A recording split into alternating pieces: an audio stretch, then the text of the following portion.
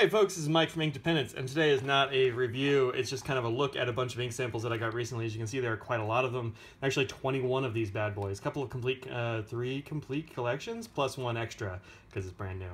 Oh wait, maybe two extras. What's this one? Yeah, two extras. Brand new extras. These are going to be Diamine's Shimmer-tastic Cross inks, the Blackstone collection, and then these two are new ones. So let's take a look at what we've got here. I've done swatches of all of these. I'm doing it with shaky cam. This is just in my hand. This is my phone. On account of the tripod would not cooperate with me, so I got ticked and pitched it off to the side. So this is Blackstone's Barrier Reef Blue, which is kind of a nice bright blue. It reminds me, I think it's almost a turquoise. It's so bright. So I like that a lot. I actually just put that in a pen. I put that in one of my Karas custom pens, an ink version 1.0. So we'll see how that looks. I've written a few words with it, and so far I quite like it. So we'll see how it goes. The Uluru Red. Uluru Red. Yeah, it seems right to me. This was a little thick when I was taking it out of the bottle, so I think maybe I'll put that in a broad nib and not a fine one. We'll see how it goes.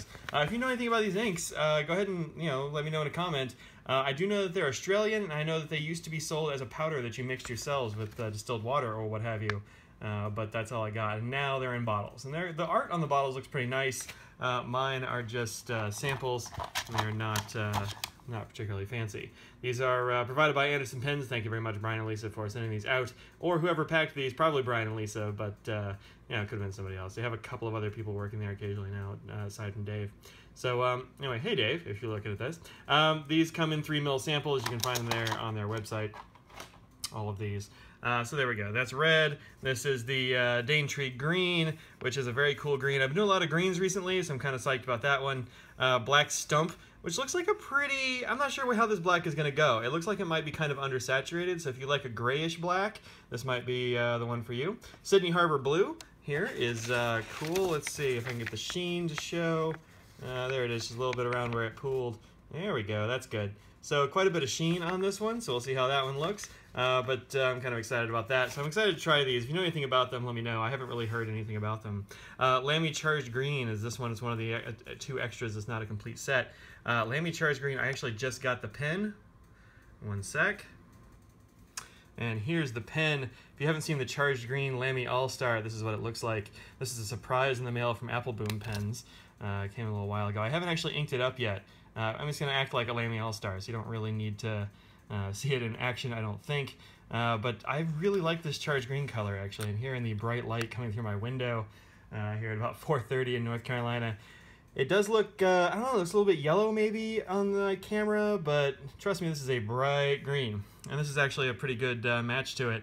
Although, I will say that this ink looks like it's going to be very, very light, very undersaturated. I recently saw a review by Aziza at Gourmet Pens about this one. And this one looks like maybe I'll try it out as a highlighter ink. I don't know, I'll try it in something with a big nib and see if I can use it as a highlighter. I've never done that before, so that'll be new. But as a regular everyday writing ink from this swatch, I don't think so. Alright, underneath that, Cross's Blue Black, which is, let's see if I can tilt this a little bit so you can see the blue. It's a very dark blue black. You can see here where it's thin, it looks a little bit navy, but otherwise very, very dark blue black. I was expecting very professionally inks from, professional-ish inks, I guess, from Cross, but these are not always. Like, for example, this Violet, Cross Violet looks awesome, and if you've been watching these reviews for a while, you know that I don't like purple, boo TCU, yay SMU, but this purple looks rad, so cool, good job, Cross. By comparison, the green looks a little bit anemic to me. It's a little bit flat, a little bit pale. I mean, compare it to this Blackstone green. So we'll see how it performs. But my initial read on that one is it looks pretty bright. I don't know. The Cross Red looks nice. It's a little bit pale here. Let's see how it works in the nib. You can't always tell what an ink is going to look like from the swatch. Sometimes it swatches awesomely and then performs kind of poorly. For me, Sailor Soughton was a little bit like that. I know other people like it a lot, but it didn't do well for me. I might have to try it again in different pens or something. But this is the last one, Faber-Castell's Midnight Blue. It's a brand new ink from the Faber-Castell's set. It's odd they released only 1 ink, but you know, whatever. I'm not going to tell them how to do their job. I've reviewed all the other Faber-Castell inks. If you want to go back and look through the blog, you'll find those. But all of them, most of them were quite good. I also hear this one has a lot of water resistance and such, so that might be very cool. So a couple of blue blacks there that are very, very dark blue blacks will be coming up eventually.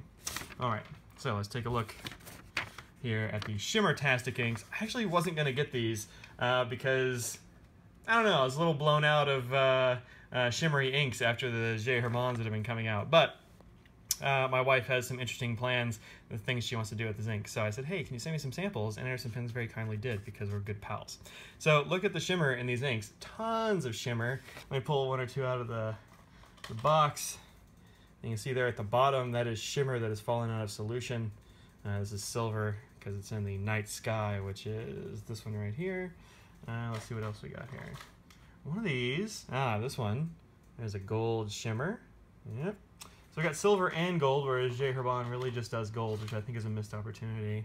There's another silver. I really like the silver in there. I feel like one of these might have had a coppery shimmer. This one has a coppery looking shimmer, which is red luster.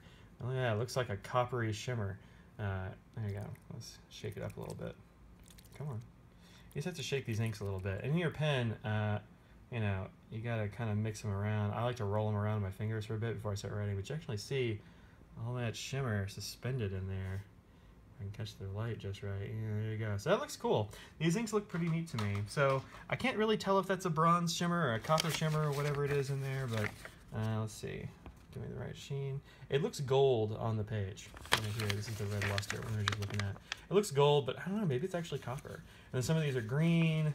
You got like two competing blues there, one with gold and one with silver shimmer. Got the light blue up here, which looks a little bit reminiscent of that Barrier Reef blue we just looked at, but I think it's a little bit lighter. Electric blue, or blue lightning rather. It looks pretty sweet. The only one that doesn't really show much shimmer is the Brandy Dazzle. You can see some in there. There you go. But not a whole lot, much less than these other ones, it turns out, or it looks like. I don't know if that's true in the bottle or if that's just how the sample worked out, but it looks like they did a good job shaking up the bottles before they made these samples, so I think it'll be fine.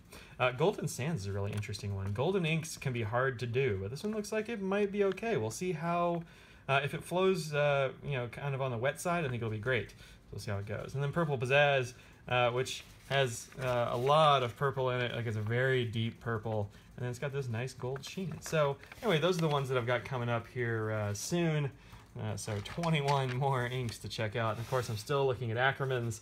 I've got Iroshizuku's over here. I've got Mont Blancs to do. I have a gajillion inks. Also, oh, what else did I get? I just got, there we go, Burning Red. I've just put this in one pen, and this is a fast dry ink. In fact, down here it says, where does it say?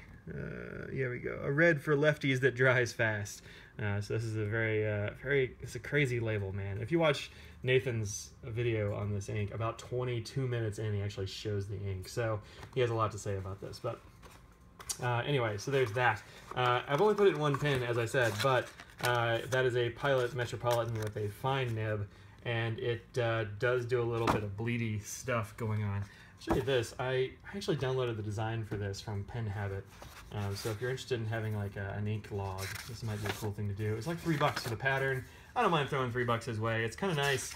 I didn't follow any directions. I just printed it out. So this is sort of a, what do they call that? Wheat bagasse paper or whatever. But it works very well with fountain pen ink. And I've got a few things in there. Those. Franklin Green, another Franklin Green, different pens, so you get different you know, stuff going on. It's got a purchase log in there. And then here, there it is. There's the Barrier Reef Blue. Anyway, I downloaded this and I didn't follow any directions, and so I think I did it wrong. If I could have done it, I didn't want both sides and it just didn't come out right. So it comes with instructions. You can also buy these all made up if you want to, but I decided, I'm going to save $5 and just put on my own paper and have the pattern. So go check out his website for that. I think this logo, man, I need a logo for my blog, but this logo is very cool. Check that out. Neat, right? With the nibs and the nuclear symbol, or the radioactive symbol there. I think that's pretty rad. So anyway, those are things that have come across my desk very recently. Got anything else? Nah, that seems like enough. So that's it. See you later.